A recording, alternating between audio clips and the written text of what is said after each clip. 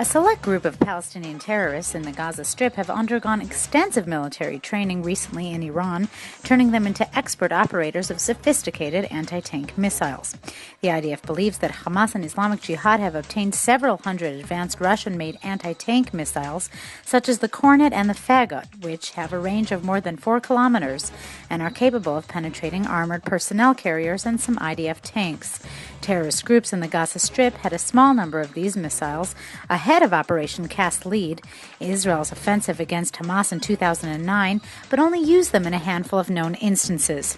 The anti-tank missiles are obtained by Hamas in several different ways. In some cases, they're purchased directly from Russia by Syria and are then transferred to Hamas or Hezbollah.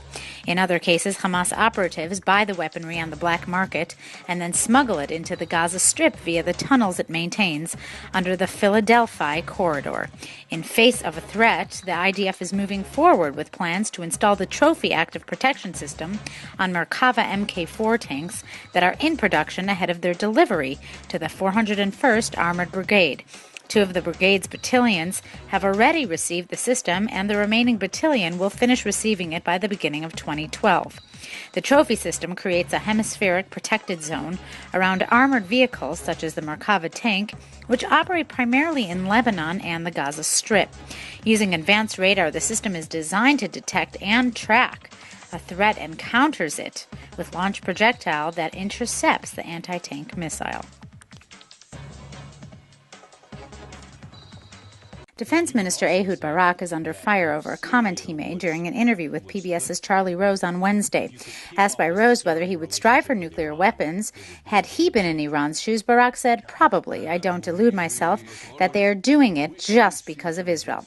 Many Knesset members were critical of the, quote, chatter causing damage to Israel after Prime Minister Benjamin Netanyahu instructed ministers not to publicly address the Iran issue. Kadima members were surprised to learn that Barak was the one leading the Iran media frenzy.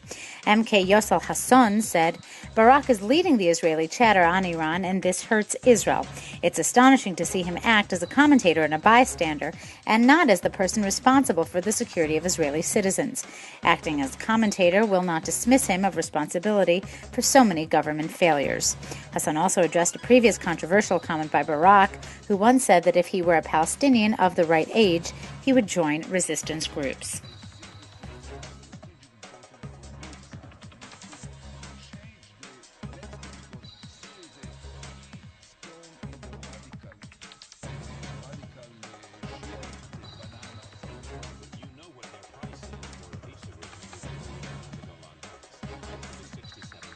The poverty report for 2010, which was released this month, paints a grim picture, even though the number of poor in the country has dropped.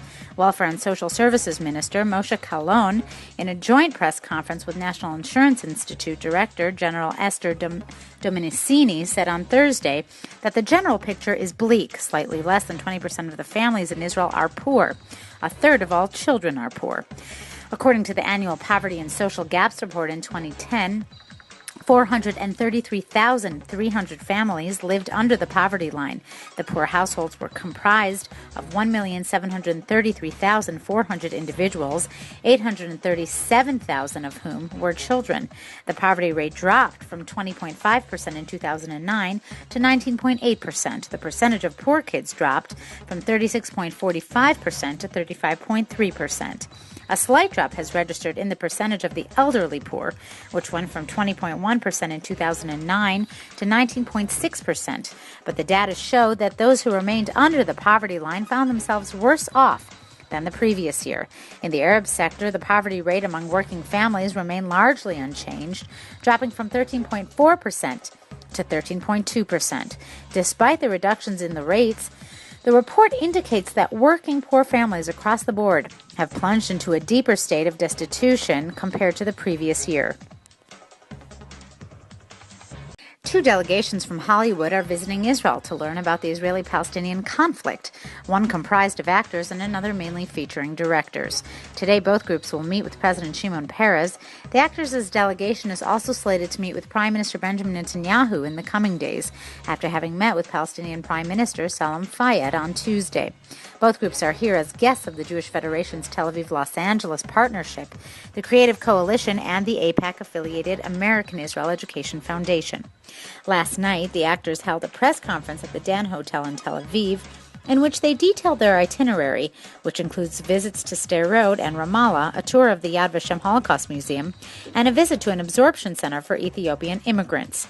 Actress Patricia Arquette said that the goal of the trip was to learn about the, quote, nuances of the Arab-Israeli conflict. Actor Richard Schiff of The West Wing added that when they return to the United States, they plan to share what they have learned with their friends and others. Actor Rob Moreau from Northern Exposure related that Fayyad had spoken of peace and reconciliation with Israel, but shortly after they left the meeting, they heard that Fatah and Hamas had agreed to form a unity government. That, he said, made them realize how fluid the situation here is. Delegation members also said they were surprised to see how short a distance separates Jerusalem and Ramallah, and likewise Sderot and the Gaza Strip.